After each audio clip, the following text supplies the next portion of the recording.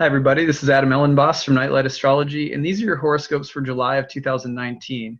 So this is the Sun and Rising Sign horoscope for Sagittarians. I'm going to go ahead and put your chart up on the screen. You may notice I'm not in my office this month. I am on the road in a studio guest room at my mom's place in Michigan. My wife and kids and I are here for the 4th. Going to hang out a bit. I'm going to do a few updates on the eclipse this week, so stay tuned for those. But let's see how the eclipses are going to affect all of you Sages out there. So the eclipses for you are falling across your 2nd and 8th house axis. Let's start with the July 2nd solar eclipse in Cancer in your 8th house. 8th house, of course, is one of the more foreboding houses, right? It's a house of death. It's a house of anxiety and fear about the future, of karmic bills and debts, of activity that comes with a price, that kind of thing. It's also a house that's about gain, but gain that comes through loss, like inheritance when somebody dies, or sometimes it is a house that has to do with the income or assets of a spouse or partner. So any or all of these topics could be of major significance in the months ahead, specifically because there's this big solar eclipse taking place in your 8th house. And the solar eclipse acts like a mega new moon, planting a seed of development, growth, and change. In a cardinal sign, it's a turning point in your life. It's a more significant turning point in your life due to it being a solar eclipse. It would be a turning point that would have something to do with your spouse or partner's income or money, with if you have one.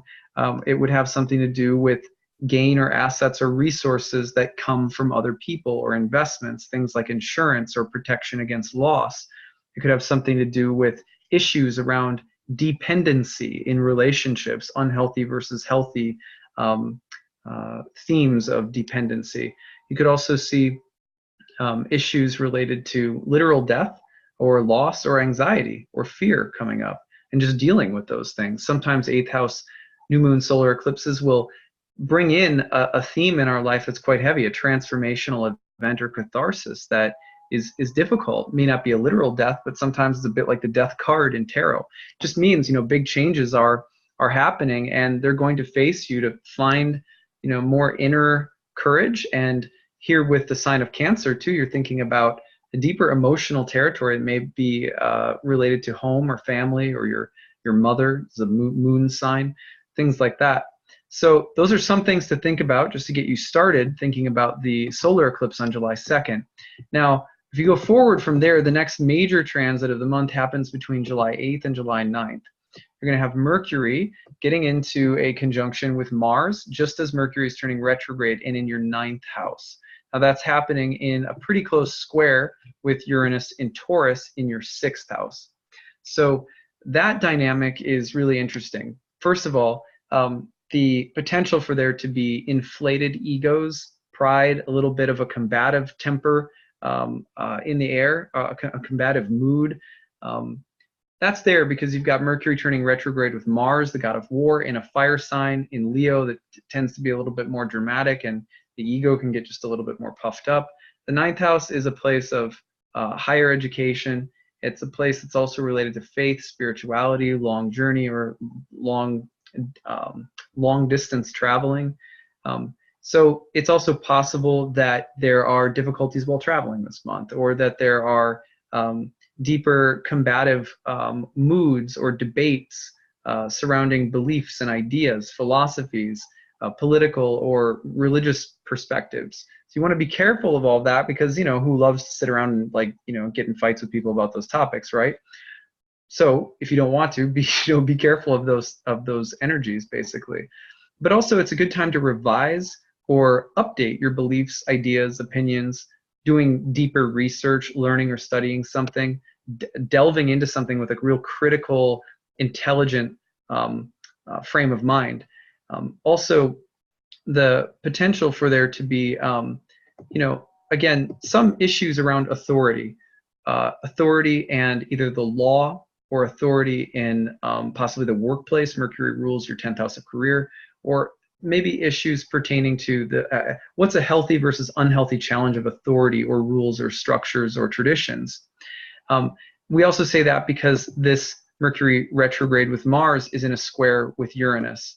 And that square to Uranus adds that dimension of rebelliousness, innovation, thinking outside the box, defiance, and also a little bit of erratic and unpredictable qualities as well. So I would be very careful about getting into volatile or hostile dynamics where there's kind of bullying or trying to assert one's will, trying to win, because that relationship with Uranus is pretty erratic and could lead to hurt feelings, even real life, injuries or accidents. Like, this is the worst time to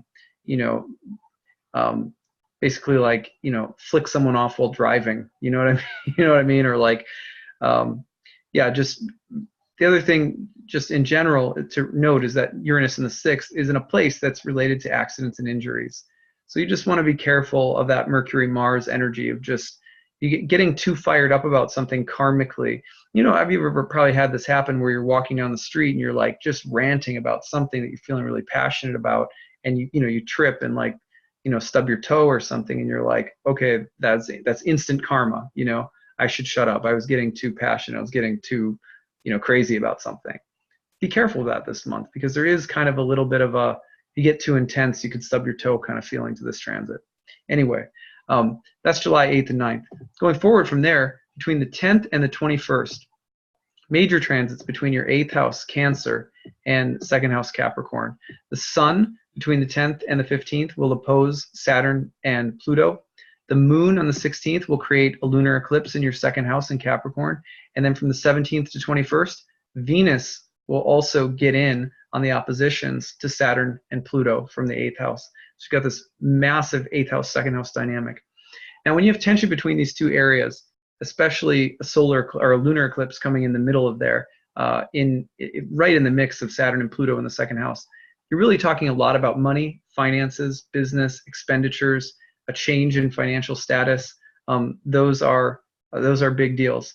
You're also talking about the potential for joint financial ventures, buying something together, selling things, joining or merging finances, paying off debts, accruing debt, taking out a loan, paying off a loan, issues about value conflicts in relationships around money or spending, prioritization of resources or assets, and probably in relationships or with other people, whether that's people that you're in a marriage with, or people that you work with, or people that you are in a business with. But there's going to be some negotiating happening this month. And with the lunar eclipse in the 2nd house, you're also talking about some kind of significant change, maybe one that's a little bit more contractive and heavy around your own personal finances or business. Maybe bringing something to a close too, maybe selling something, selling a house, selling property, some kind of consolidation maybe of debt or resources as well. So that's a big transit between the 10th and the 21st. Really forms the core of the month in a sense. And when we go forward from there, the major transit at the end of the month that I'm tracking this month is going to be found when we look at the, back it up just a minute. There we go. When we look at the new moon that's taking place in Leo in your 9th house with Venus, and again, reactivating the square to Uranus in the 6th house. Something, again, about faith, about beliefs, about the law or legal things, legal issues. Also, it potentially issues involving relationships and the higher mind or higher truth. It's not fun to be in a relationship with someone who doesn't have a mind, who doesn't know how to think, who doesn't believe something. It could be weighing on you more this month if you are. On the other hand, this is a time where, again, you could make a mountain out of a molehill. Someone doesn't agree with you, you could take it way too personally. Someone feels or thinks differently than you, I'm going to break out of this relationship. It may be really foolish to do so, actually. So be careful about egotistically informed decisions, especially those that have to do with, feeling personally offended, or everyone needs to agree with me or else I'm out of here. Be careful of that kind of stuff. And it could come from other people. Maybe it's not coming from you. Maybe it's coming from someone else. On the other hand, the opportunity for some kind of groundbreaking or very revolutionary dynamic around learning or spirituality or travel that could also come up and be really genuinely exciting. And that's going to tone the whole moon cycle ahead for the entire month of August. So keep your eye out for that one. All right, that's what I've got for you guys. I hope you have a wonderful month of July. Please let me know how your eclipses go. Leave me some stories in the feed. I love hearing from you guys.